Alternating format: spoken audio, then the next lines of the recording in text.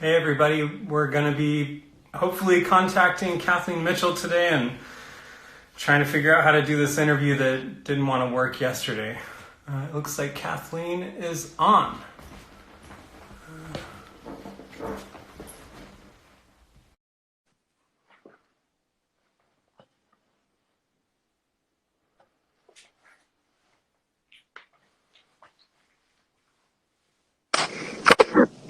Kathleen! Hi. Okay. Better today. Yeah, for sure. Wow, cool. That was much easier than yesterday. I just wanted to go over the calendar really quick for other interviews before we get started. So Yeah, that's great. While we're waiting for people to join in. yeah, looks like we got a few, but so today is Kathleen. We bumped Jim Brown. So today is Kathleen Mitchell. Tomorrow is Michael James Armstrong. These all happen at 1 p.m. Tuesday through Saturday. Melissa Walter is Friday the 27th. Ponka is going to give us a home studio tour on Saturday the 28th. And we're not doing interviews on Sundays or Mondays. Tuesday the 31st is Lee Levy. And then Wednesday the 1st is Andy Alkison. And we moved Jim Brown to April 2nd, Thursday, April 2nd. And we're going to be adding more as time goes on. So, yeah. If everybody can just keep in mind, there's this question icon at the bottom. Kathleen probably doesn't see it, but it's the easiest way for us to answer questions while we're doing this kind of live thing. So press the question icon and write a short question in there. That way we can see it. If it's too long, we won't be able to read it. It kind of has a limit to how much we can read on there. So, hi. Hi. Unfortunately, you're not at your studio, but you're out. And it looks like you've set up a lot of stuff for us to see. I'm at home too. I'm not at Bread and Salt. We're trying to do the right thing and kind of keep away. I have my dog here. I don't know if you have your dog around. All three of my dogs are here, so they may put in an appearance. Right now they're sleeping. Yeah, my guy snores, so I might have to kick him out of the room. Cool. I just wanted to hear the whole story, you know, your whole lineage, how you found glass. And, you know, I know you're not originally from San Diego, but yeah, the whole thing.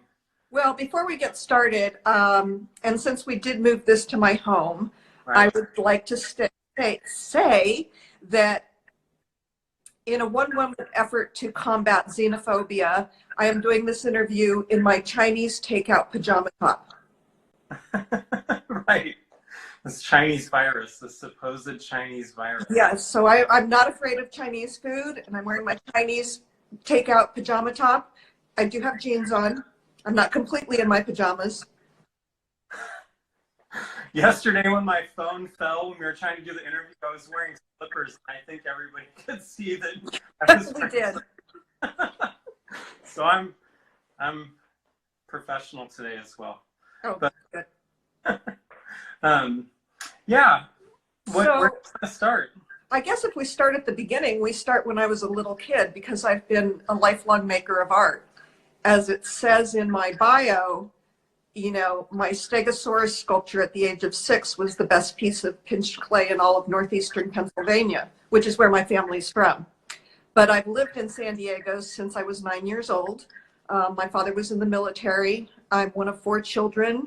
We were all born in different states, but primarily the East Coast.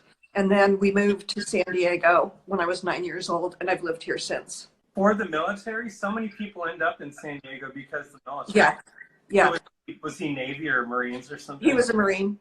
Yeah. So anyway, but I've made art my entire life. Growing up, we had more kids than we had money, but my parents always saw to it that I had art classes.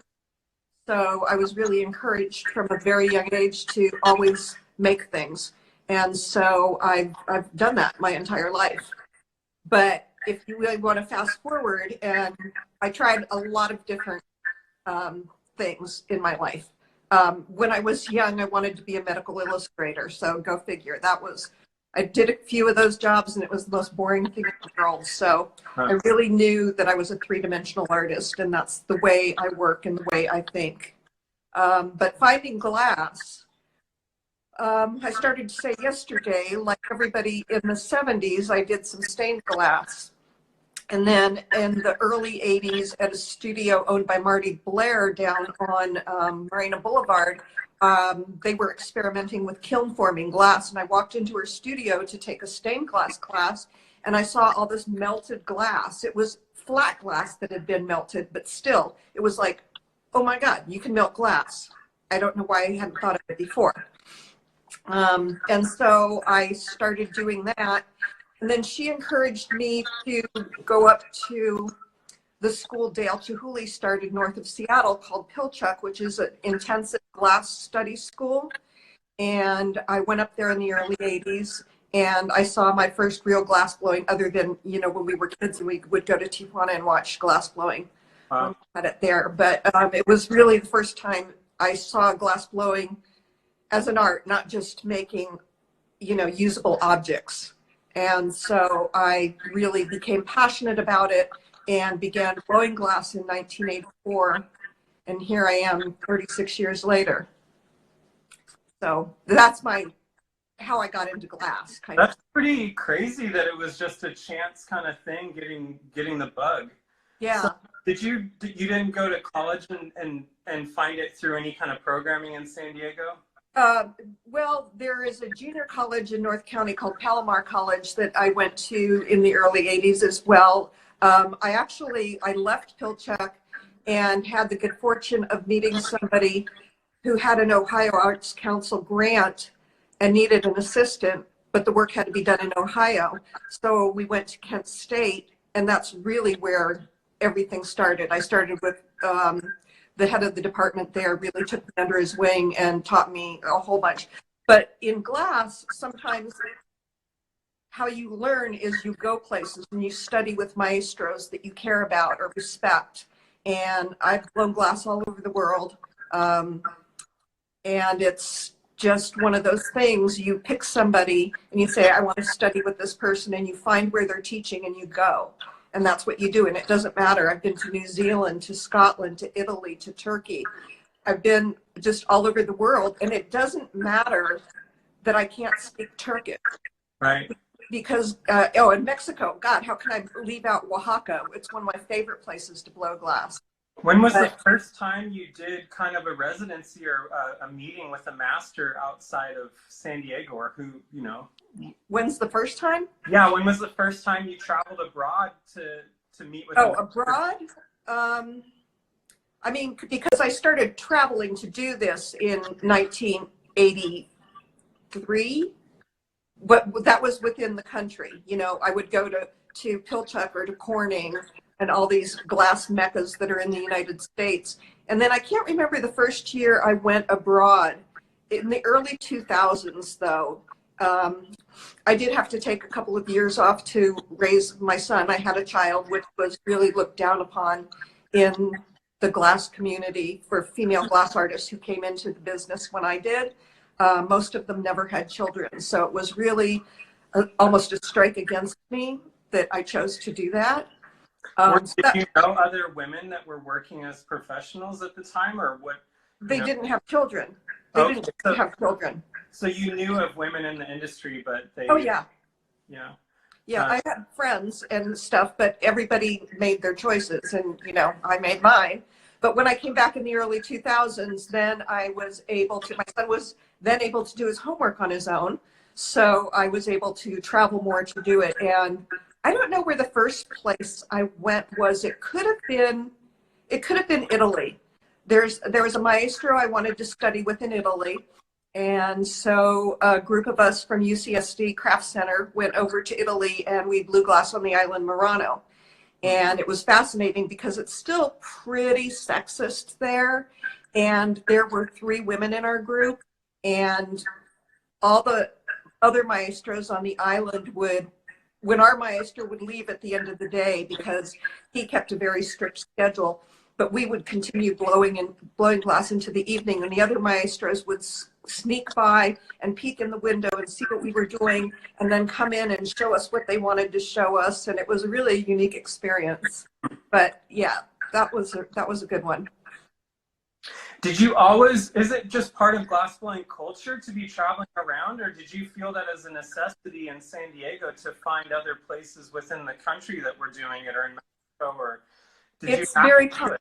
It's very common in the glass world. As a matter of fact, I was just I have visiting artists come into my studio, and it's a thing in glass that we travel to other places and work with people that we want to work with, or in a studio we're interested in, or to learn a technique that I want to learn.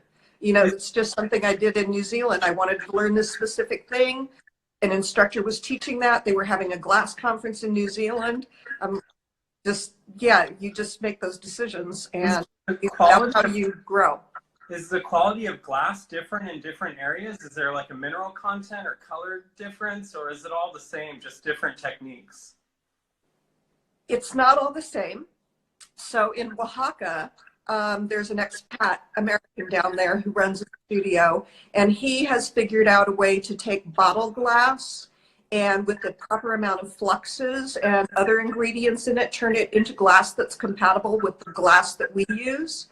And so that's very unique. The other thing is glass, most of the glass blowers in the whole world use glass that has a COE, which is a coefficient of expansion. As people know, anything that heats and cools has a coefficient of expansion. And so we have to have glass that matches the glass that we use in our furnace. Therefore, there are only 3 major manufacturers of glass color that we add to our clear glass in the world. And 2 of those are in Germany, and 1 of those was from New Zealand, who has since moved operations to the United States. But these are the 3 major manufacturers. The other one that's very different is the island of Murano. They make their own glass. It's a higher COE. It's 104 instead of 96, which means it's a softer glass, which means it's a little more difficult to work with. It's soupier. Wow. But anyway, there's a lot of chemistry in glass. I was just gonna say, have you always had a mind for that kind of thing? It sounds like because you wanted to be a medical illustrator, you might have a mind that's more interested in all the kind of minutiae. Or are all glass blowers like that? Are they kind of scientists or chemists in a way? Not at all. I think it matters whether or not you want to teach glass blowing, because if you teach glass blowing, you have to know your chemistry and you have to know your physics, because both of those things are really important in glass blowing. And so there's a lot of glass blowers out there that just are blowing willy-nilly and don't really think about coefficient of expansion and the physics of certain moves that you make or certain things that you do in the studio. But I do, because I've been teaching it since 2002, I think. We used to have a studio at UCSD Craft Center, and I taught there for 12 years.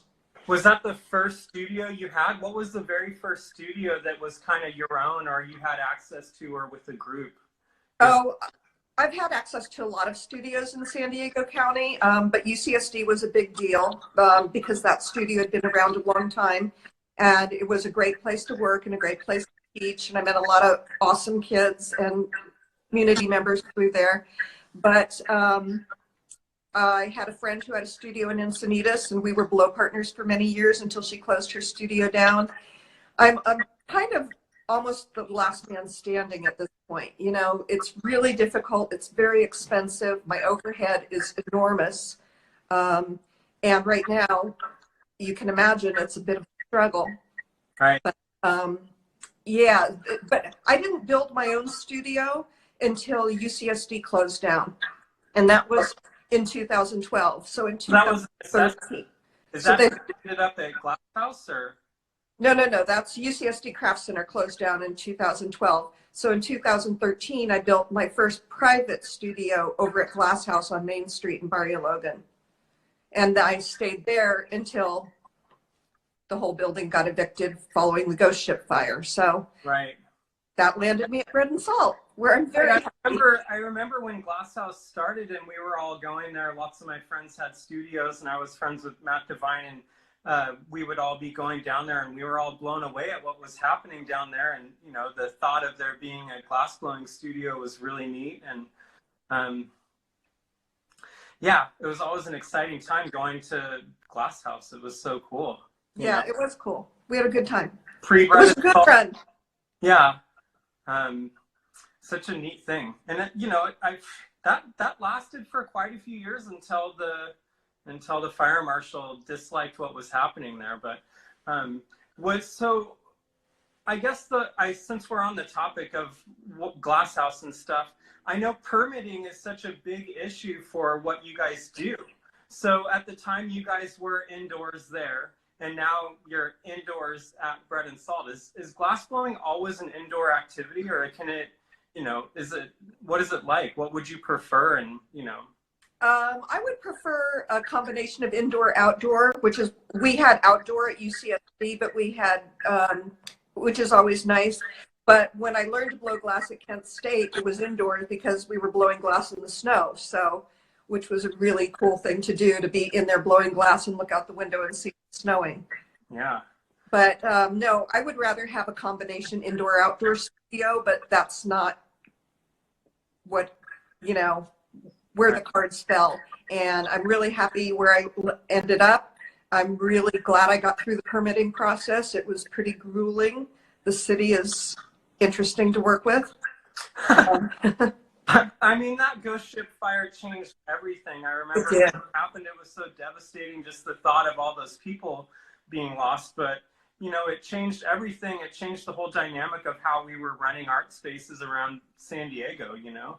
I know, but you look at Glass House and how pristine that was, and then you look at pictures of what Ghost Ship looked like, where people were sleeping on floors and things were, you know, and they didn't have good exits and stuff like that. But, you know, the fire marshal did what the fire marshal wanted to do. Right. They showed up at Bread and Salt, and we weren't upset or anything, but they showed up the next day, and they were looking to shut us down. But, you know, Jim Brown being an architect and, you know, professional, he had all of his paperwork in order. Such a scary thing. But, yeah, Glass House was awesome, and sad that changed so fast. But I don't know if you want to talk about the accident that you had while you were there. Sure. Safety, I know, is such a big part of glass blowing. I mean, just any novice or anybody that's never experienced it can look at an image of somebody blowing glass and imagine all of the complications with safety, whether it's a burn or anything like that. I guess, can we talk about safety stuff too, or what it means to be blowing glass and all the dangers? Absolutely. On my first day of any class, I give a safety lecture because it's of the utmost importance. We're in a dangerous environment. One of the things about blowing glass is you have to be completely present. It's kind of like, we can talk later about what I do in prison, but you have to be completely present. You can't be careless. You can't be distracted. Which is great, because if you have other things going on in your life and you're troubled, or I don't know, if you've got a lot of things on your mind when you're blowing glass, you can't have those things on your mind. So it's a little bit of a release from that. But back to my accident, you know, you think that most people are going to be injured by being burned blowing glass. And, you know, I've had my share of burns, but nothing too exotic. I did have a student catch me on fire at UCSD once, but we got it put out really quickly, so it wasn't too bad. But my accident actually happened at Glass House. And so in my studio there, I had a combination hot shop, cold shop. So you make the hot work in the hot shop, you put it away, and then a few days later, you take it into the cold shop and you do the grinding and the polishing that finishes the piece. Right. And so a partner and I had been blowing for about 5 hours, and we were finished with our shift, and she went home, and I just thought, well, I'm not tired, you know, and I've got all this grinding and polishing to do. So I went out to the cold shop and I started doing that. And I was following all the safety precautions. My hair, waist length hair, was tied back in a hair clip, and everything was going along just fine until I had a vase in my hand. And actually I have that vase right here because I'm never going to sell it.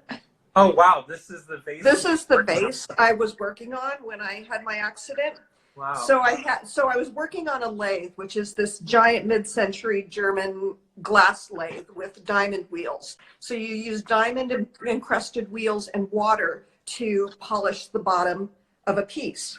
And so I had my whole arm in the vase, and I was leaning into the wheel that I was grinding, and I just tilted my head a little bit, and my hair clip fell out, and the lathe grabbed my hair and scalped me from the base of my skull to my forehead.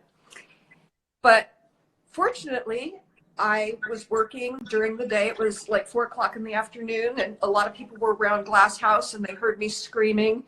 And Spencer Little and Michael Ross and Nick and Lee from Paleo Treats, everybody came running, and they had, you know, the police, the fire station was right around the corner.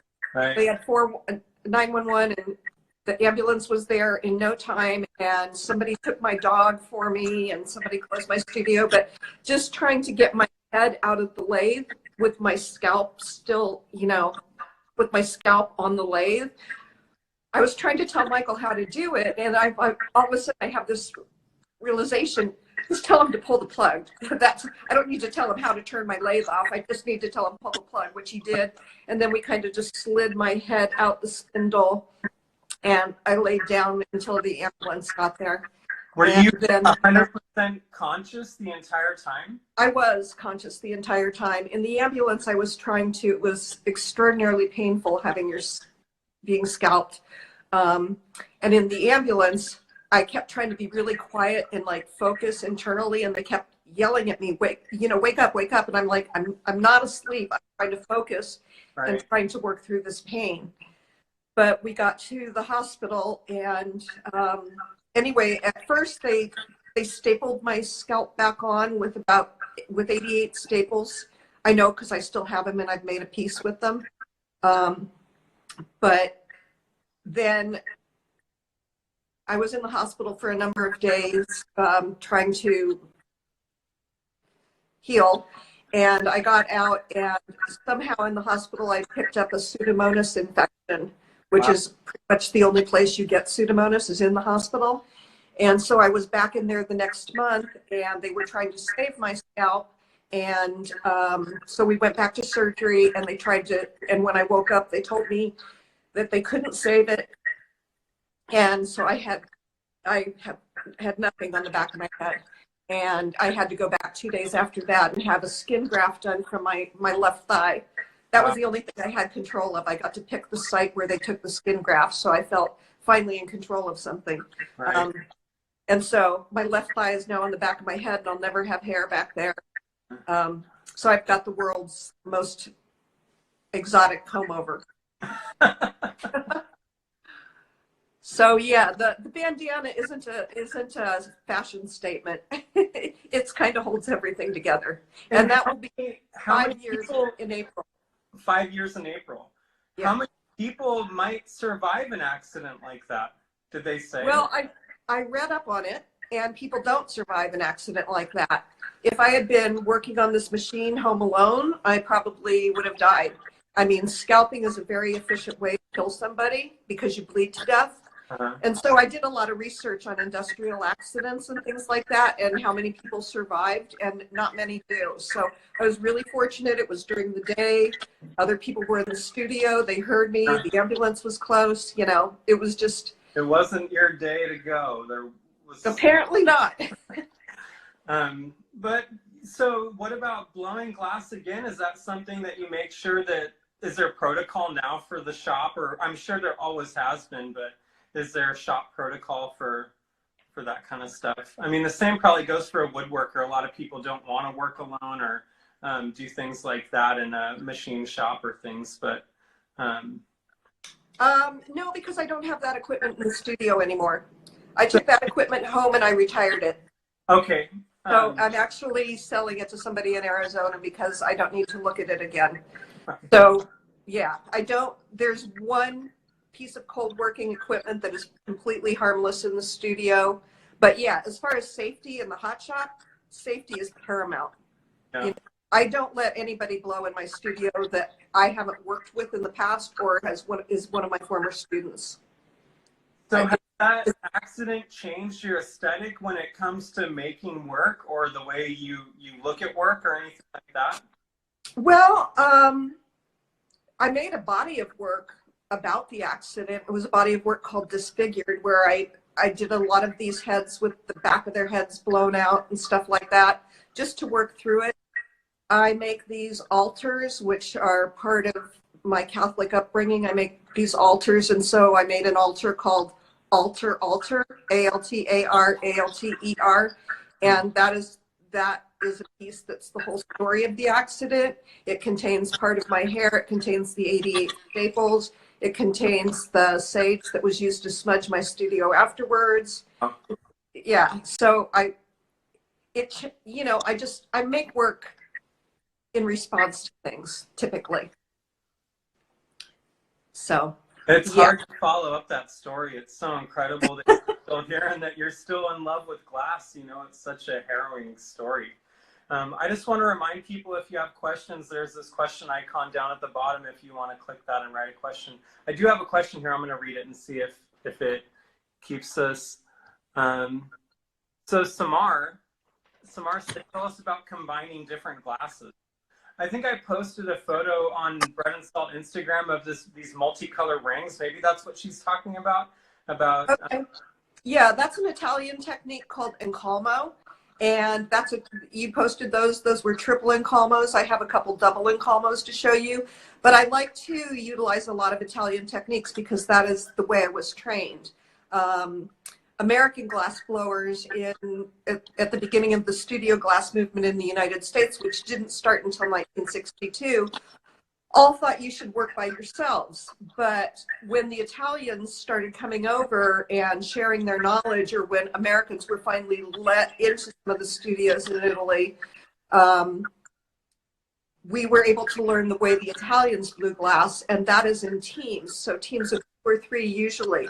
The person who's making the piece is called the gaffer, and that's the person who's in charge of the piece, but there are usually 1 or 2 other assistants.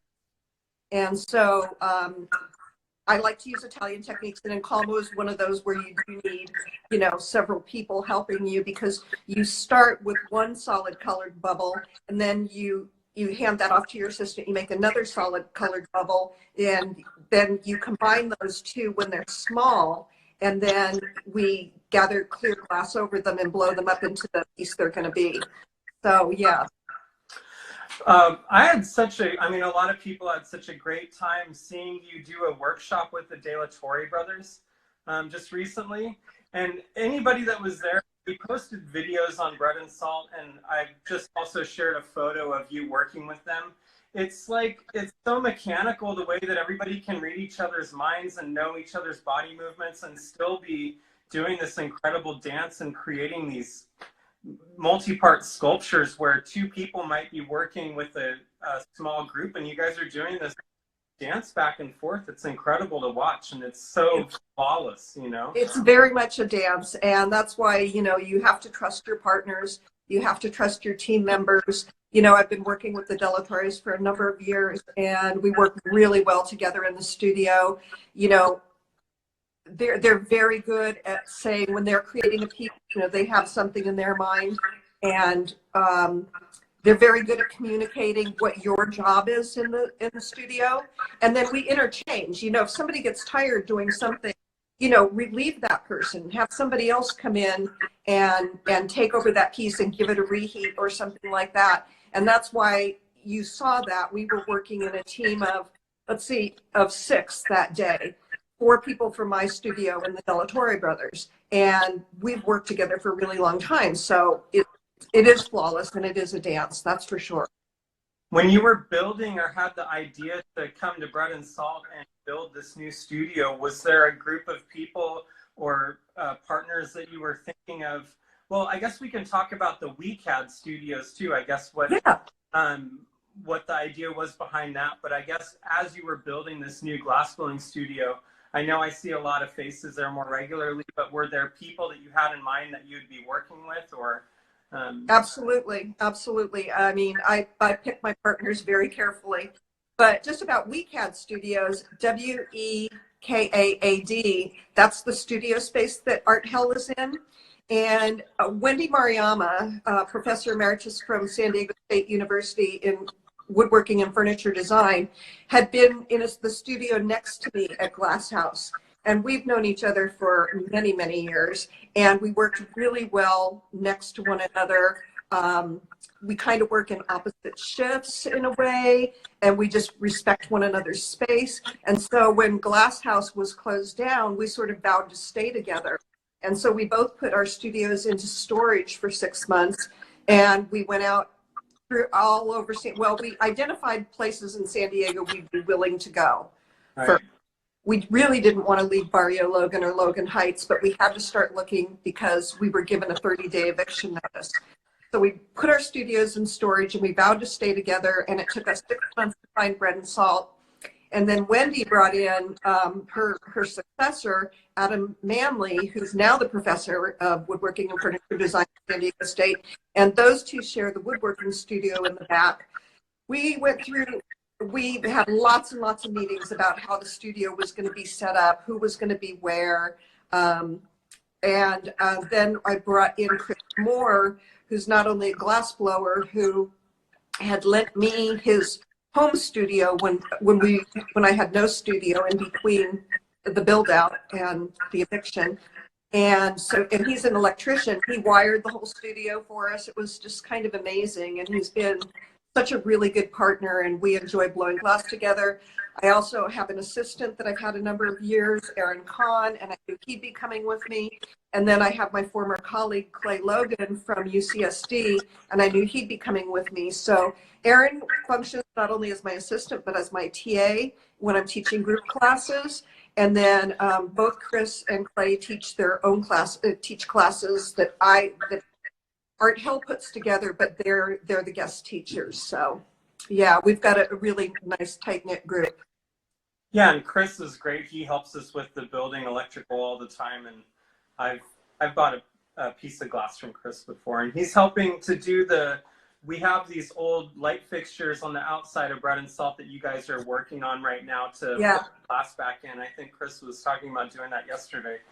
I'm not sure if he did it. But. Yeah, no, that's going to take a few of us, and we have different sized glory holes. That's the reheating chamber. I know it's weird phrase, but that's what they're called. And we need to fire up the big one to accomplish the big lights. The smaller lights we can do anytime, but we'll be working in the big glory hole to do the big lights. And that's going to be fun. He's got it all wired up and kind of ready to go. We just need to figure out when and how. Yeah. So these old light fixtures, they're on the outside of the building. We don't know how old they are. They could be. I posted a photo from 1935 this morning on the Bread and Salt Instagram story, and you can see them. They're on the building there. The building is much older than that, so they've been missing the glass for years. So we've been looking to get the glass replaced, and now we have this idea to have you guys do the glass. So it'll be really neat for the public to come by and see these fixtures back working again with the new glass. Yeah, we're pretty excited. Yeah. So where are we in this kind of lineage? Should we talk about other things that you do? I have kind of a list here.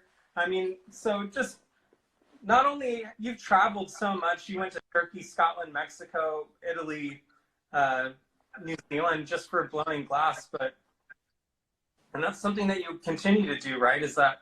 Yeah, I feel like you never stop learning. So I take a class every single year. This year it was going to be inviting some sculptors down from Washington State, but they were scheduled to come in March, and they were not. We changed those travel plans, so now they're rescheduled to the end of October. Yes. But I am of the firm belief that you never know enough. There's always somebody new you want to study with. There's always a new technique that you want to learn so that you can employ that technique in your own work. I don't go anywhere to study with someone to make their work. What I do is I take what they have to share and then I implement it in my own work. So yeah, so these are sculptors and they do a lot of, I like sculpting a lot of animals and birds and things like that. And so they're very well versed in that. And so hopefully we'll be able to pull that class off, that workshop at the end of October, beginning of November. But yeah. I saw on your website, you have a lot of great images on there. You have some photos of those sculptural animals and things like that, and information about workshops that you hold, and all kinds of great stuff on there. What is the website? KathleenMitchellGlass.com. And where did the name Art Hell come from? Well, your face just then.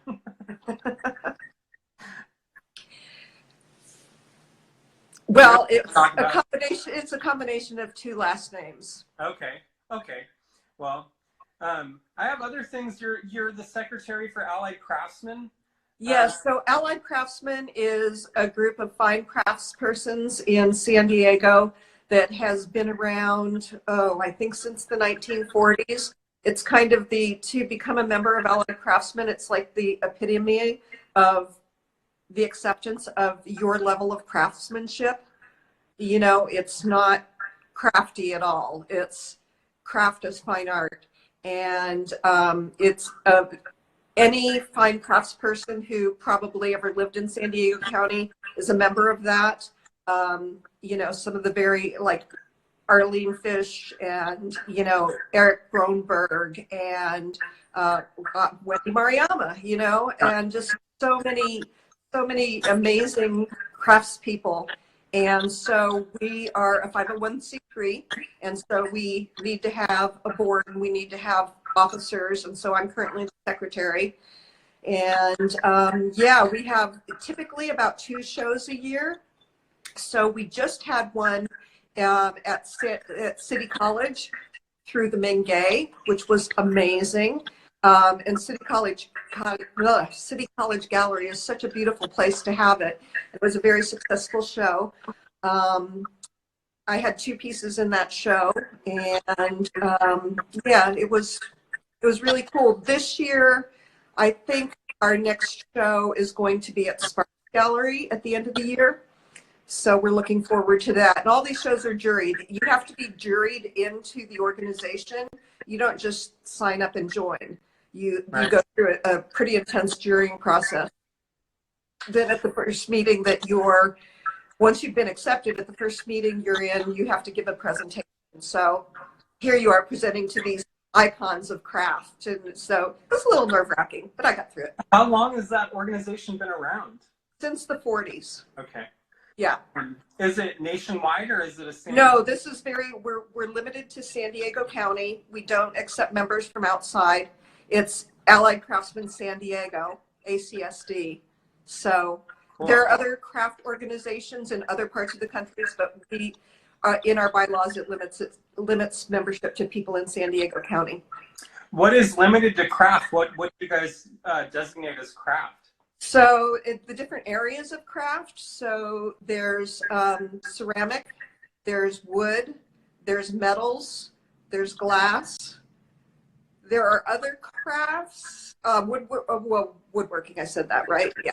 Yeah. So, you know, and it's people that have achieved like master level in their craft. Okay, cool.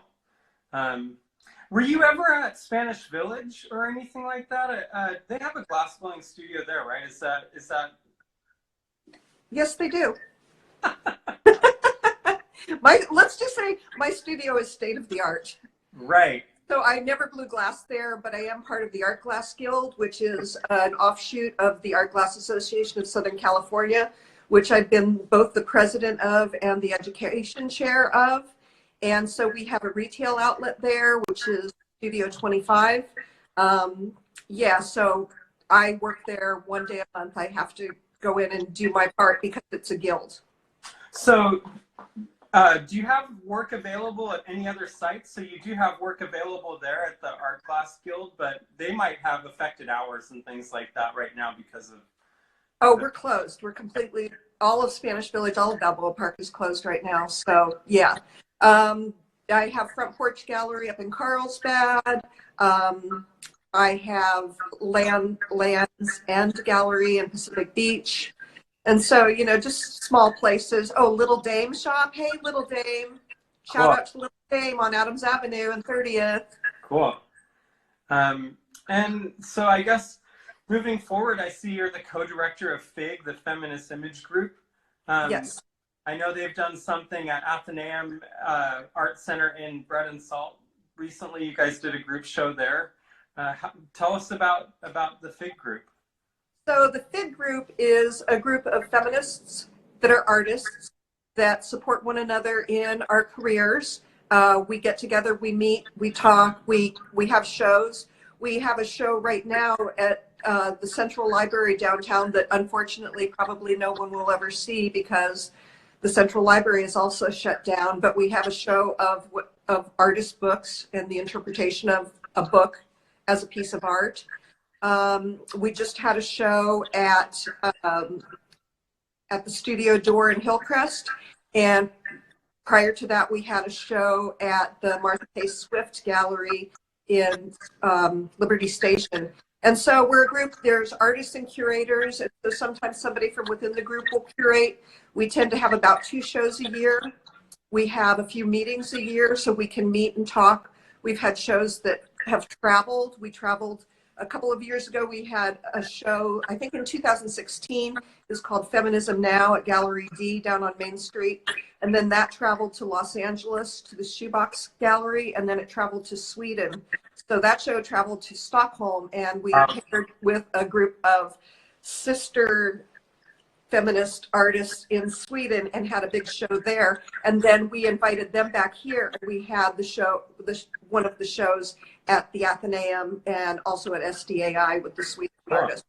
Is there So some it's kind of a busy group. Is there a place where people can go to see more of that stuff? Is there a website or social media? Yeah, so we have Instagram, lots of FIG Instagram, and there's also a blog spot that Kathy Nida runs for us. Bless you, Kathy. And anyway, if you just Google Feminist Image Group, you'll find us. Cool. And it usually we're not super up to date on the most recent shows. We've also shown at the Women's Museum recently, Southwestern College. We're due to have a show this summer at the Mesa College Art Gallery, but that's a little bit on hold right now due to the circumstances. But that's a beautiful new gallery run by Alessandra Moctezuma. And so hopefully we'll get to show there because that's a beautiful, beautiful new exhibition space. Yeah, it's a great new space, and it's so cool that, you know, we have another space in San Diego that's run by great professionals. So we're running short on time. I don't want us to get booted. They keep an hour limit to these, and I've been failing at that the last couple of times. Can I talk about prison a little bit? No, I want to make sure we get to that. So Project Paint at Donovan State Prison. Yeah, Project Paint. So Arts and Corrections in the state of California disappeared completely in 2010. It was pretty much defunded in 2003, but it disappeared completely as of 2010. And I was working, I'm friends with Laura Pacheco, the director and founder of Project Paint, and she was also from the Craft Center at UCSD. So when the Craft Center, well, she was getting her PhD in sociology at UCSD, but we met through the Craft Center. And we were working on a project to try and get the Craft Center restarted. And one day after the meeting, she was talking about the fact that she could not do her research because there weren't any arts and corrections programs, so she was going to start one. And so she said, but I don't have any instructors. It's a completely volunteer organization. And I said, I'm like, I can paint. I can help you. And it started, and we started in 2013. We got through the doors in the prison finally in 2014, and we've been teaching programs ever since. We're vetted through the California Arts Council, so they really screen what our programming is, but it's the most amazing and gratifying thing I've ever done. So I'm incredibly passionate about it, and I've seen so much transformation of human beings, and yeah, it's just kind of amazing. What the participants, is it anybody, or do they have to have a low-level conviction or something to participate, or What kind of people are you doing? I teach on it's a minimum to a maximum prison. I teach on the max yard, and I teach on the next step down from that. So there's basically 4 to 5 levels in any prison. So I teach on the highest level and then the next step level down. So a level 4 yard and a level 3 yard is where I am right now. Do you ever communicate with the people that you're working with, or is it just a blank page? Do they just come in to work in the arts, or do you guys let it be known what somebody's there for? You know, how do you feel about all that kind of information? The information on what they're there for? Yeah. Do you ever let that? I don't want to know. I don't want to know that. Sometimes you find it out inadvertently. Sometimes somebody tells you. Sometimes you're watching Criminal Minds and somebody you're working. This is a true story. I'm watching Criminal Minds one night, and Dr. Spencer Reed is talking about murderers that work in tandem, and he starts talking about a case, and he says the name of the guy that I'm painting a mural with. Oh, wow. And I'm like, holy crap, I had no idea. And that just freaked me out. That was really early on in the program. But sometimes people tell you what they did, but we're not there to judge anybody. They've already been judged. They've been convicted. I'm there to teach them art. I'm there to help them transform themselves from within. And that is what's the most gratifying thing in the world. You know, you see people who, when they were first, I have guys in their 40s that were locked up when they were 17 years old, and they've had nothing but this hard life, and they're in there painting, doing a holograph of a pink unicorn. And you know, you're a convicted murderer. Yeah. And it's just so sweet to see the transformation and what art and programming can do in a prison. Yeah, it's really interesting. My stepdad passed away in 2012, but he retired from Donovan Prison. He was there as the head maintenance manager for over 20 years, and he got to work with people in the yard, and he had his guys that were his regular employees and stuff, and they were, you know, it was a weird thing. He would bring them little snacks from home, and, you know, they would always trade drawings and things like that. So around our house, we had little drawings on the refrigerator that his and stuff like that. Art is definitely a commodity in prison. Yeah, and we forget that these are all people sometimes that are still, you know, living out their daily lives and struggling with normal stuff. Yeah, it's pretty wild. We do have a question here. We only have about just over 10 minutes. I just want to see what this is. This is Samara again. Future projects and plans. Well, since we should do a studio tour really quick, or what you have here. Yeah, so I should give a little shout out to Samara because she gave me a solo show last spring at Saperi Gallery, and it was just a giant success. And so kind of through her inspiration, I decided to turn my living room into a gallery today to show you some things. But what's coming up next, like I said a little bit earlier, is I do a lot of work in response to things that are emotional or societal. And so I suspect that something is going to come out of this, you know, COVID-19 and this thing where we're stuck in our homes. And I'm already kind of seeing work going that way. But do you want me to take you to my living room? Whatever you think. Let's finish it up by seeing some stuff, you know? Okay. Let me get this out of the thing. And we're going to walk. Let's see if I can do this. Flip. Okay. Whoa. So here's this piece is all these skulls. It's called they're all different colors, and it's called 7, and each of their mouths has a copper strip that has one of the 7 deadly sins on it. We have about 10 minutes, so no real rush unless it boots us. Okay. Here's the altar that was done after my accident. So in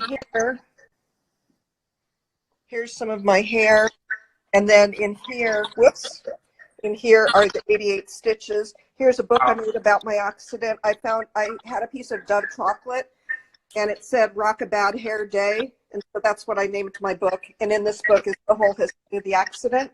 Wow. Here's some just vessels that I do. Again, this stuff here is an Italian technique called Marini. Here's one of my horses. I work with these wonder horses. And this is work that I made in response to the work I do in prison. I did a whole series called Rough Childhood. And they're wonder horses from the 60s. And from afar, they look fun and inviting. But the closer you get to them, you see that they're not fun and inviting, that they're actually very dangerous. You'll see this, well, this one is covered with saints being murdered. So anyway, it's all about betrayal and lost childhood and stuff like that. So I do a bunch of those courses. Here's pretty stuff. Look at pretty stuff. This is all, everything here is Italian. And that's some of that glass technique, that the mixed color kind of stuff. Yeah, that's exactly it. The two on the outside are encalmos, and the one in the middle is made with cane. I got really fascinated with these, let's see if I can do this, with these hand drills. And so I started making pieces with them that were movable. And this is a piece, maybe I shouldn't be in the sun. This is a piece that was for a fig show in 2016 called The Good Boy. Cool. There's, oh, then there's her. You know what so this was for the fig show. This was actually at Front Porch Gallery, and then for the fig show at I like to do a lot of pieces with mannequins. So my work is really assemblage, you know, but I'm a glass blower, so I have to blow glass. This is about my mother. It's called The Ravages of Time. And it's, if you can, I don't know if you can see what a cute little piglet that is. And then there's an old sow. And these are all made of glass. And then, but I use these hand drills and I make them sculptures. So that's called The Ravages of Time. Wow. Hi, there's a Bellatori. Wow. It's a devil with a little cheerleader in its hand. Did they make that at your shop, or? Yes. Cool. Here's another altar. This one's Dreams of the Dead. Here's another piece. Oh yeah, I went to New York to learn how to do this technique, which you can see I've engraved an armadillo and barbed wire into a piece of glass and then blew it back up and then encased it. I did a lot of things. After I started working at the prison, I spent about a year making work and then putting it all in cages. So they were glass. Here's some of the pieces I made after my accident, where I cast these little heads and then I blew out the back of their head. Wow. Yeah. Oh, and here's the work that was in the Bengay show. And I want to kind of talk about my process, if I can, really quickly, because I think we have about 8 minutes, but it might boot us, but we can rejoin if we want. Okay. Well, anyway, this is a piece that I made probably 35 years ago. It's cast glass, and it was called Metamorphosis, which was the name of the show, of the Bengay show at City College through Allied Craftsmen. And so I made this piece, and when they announced the title Metamorphosis, I started thinking about this piece that I made like 35 years ago. And I was thinking about, back then, I was thinking about external transformation, because they're similar cast heads, but they're different. One's really rough and the other one's really smooth. And so I was thinking a lot about external metamorphosis and transcendence back then. But then when I was in New Zealand, I started working on this technique. I love the split vases. They're incredible. Yeah, I wanted to do this technique called the RISD ring, which is this fold of the interior of the surface of the glass. But then I got to thinking, this isn't being shown. Nobody knows what's going on in there. And so then I started thinking more based on the work I do in prison about internal metamorphosis. And so I started splitting the pieces and reattaching them so that you could see the inside and you could figure out what was going on in there. and you could see transformation, you know? They're so cool. I mean, if anybody gets a chance to see those, they're pretty mesmerizing. Thank you. They're really great. Well, what do you think? Is that it? And so ends the tour. Awesome. Beautiful house, too. I mean, that's an incredible house. Thanks. It's great that you have so much artwork everywhere. Everybody should be inspired to have artwork in their homes and live with artwork. Everybody needs artwork in their houses. Look, there's a Melissa Walter. Hi, Melissa. We're gonna have Melissa here soon. Look, there's Marinella de la Hose. Awesome. There's Elena Lomakin. Wow. Yeah.